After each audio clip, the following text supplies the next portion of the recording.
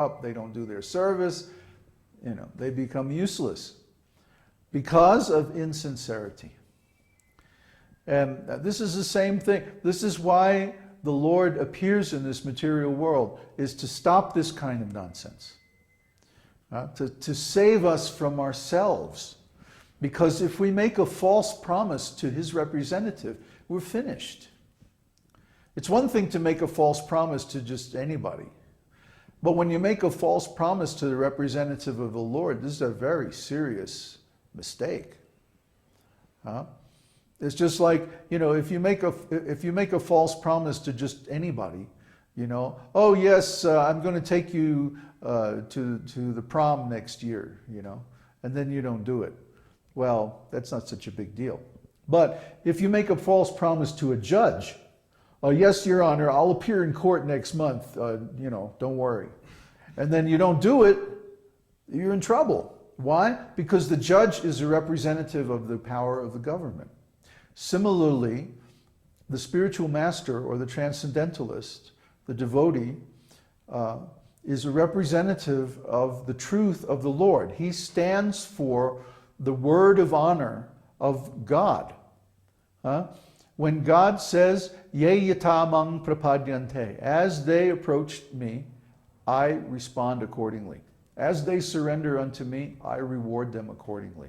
As they love me, I respond, I reciprocate accordingly.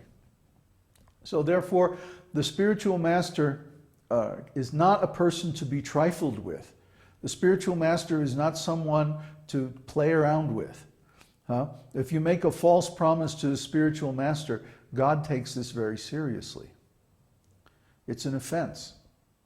So we should be very careful to avoid offenses in dealings with the spiritual master or advanced devotees, because God takes this very seriously. Therefore, the first qualification of a real devotee is truthfulness. And you'll see there are several lists of qualities that are given in the scriptures about what is a real transcendentalist. And they all begin, or at least the more important qualities given are truthfulness. Truthfulness, sincerity, freedom from lies and deceit. A devotee is defined in one place of the scripture as someone who doesn't put anyone into anxiety. So the devotee is always very humble. The devotee never takes offense on his own account. The devotee never says, you cheated me, you're bad. Because it's the living entity's own responsibility how he performs his different actions. He's going to have to take the reaction. We don't have to take the reaction. If someone cheats us, if someone lies to us, if someone does anything demoniac, like Hiraṅyakṣa, he was born in a very high family, but what did he do? He used his powers to destroy the earth and throw it into the ocean. So even though he had a lot of advantages, he had a lot of good qualities, he had a lot of powers, he misused those powers. And because of that, he was killed by the Lord. So similarly, if someone has the privilege of association with a Vaishnava and they make offenses to the Vaishnava, then they're responsible for the reaction. We're not responsible. So we don't care. I mean, yeah, let somebody say whatever they like. Let them do whatever they like. We don't care.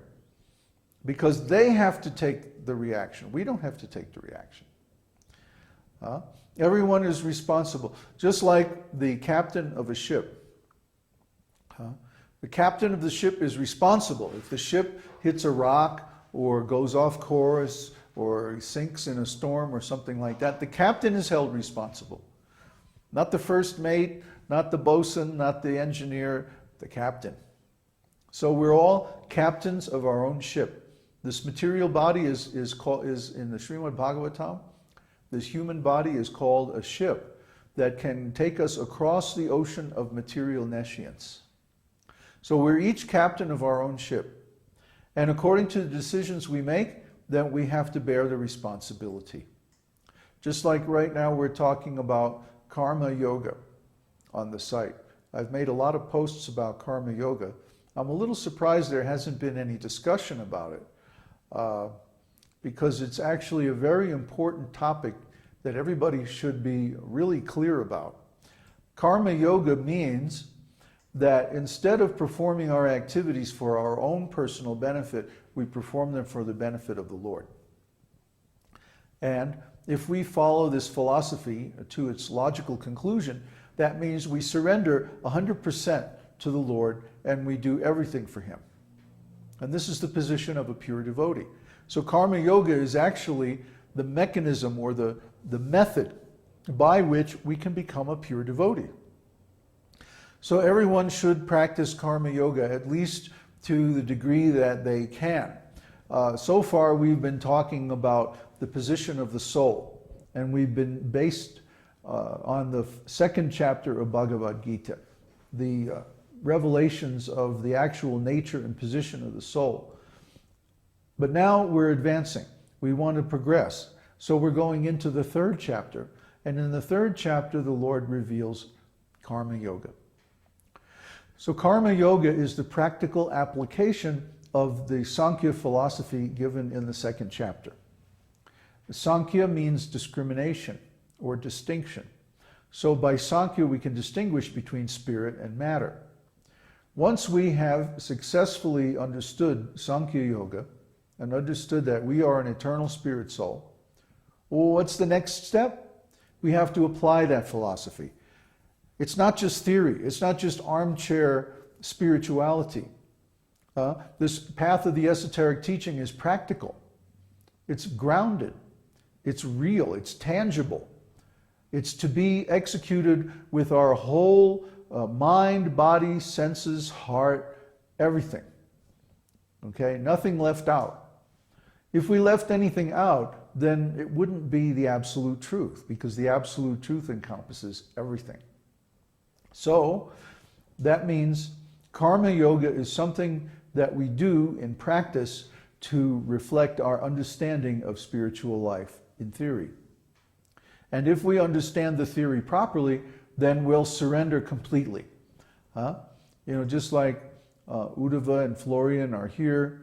And also, the big news this week is that Connor is coming. Yay! So end of March, Connor will also be here. And Neville's also thinking about coming later on in the year. And Solus and so many other people. And we're looking forward to having them here because it means we actually get to perform karma yoga. In karma yoga, all of our work is dedicated to the service of the Lord. That means we get up early in the morning, we chant our mantras, we study the scriptures. When we cook for the Lord. When we clean for the Lord. All the things that people do normally anyway. But instead of doing them for our service, we do it for the Lord's service. And what does that mean? We're released from the karma from those activities.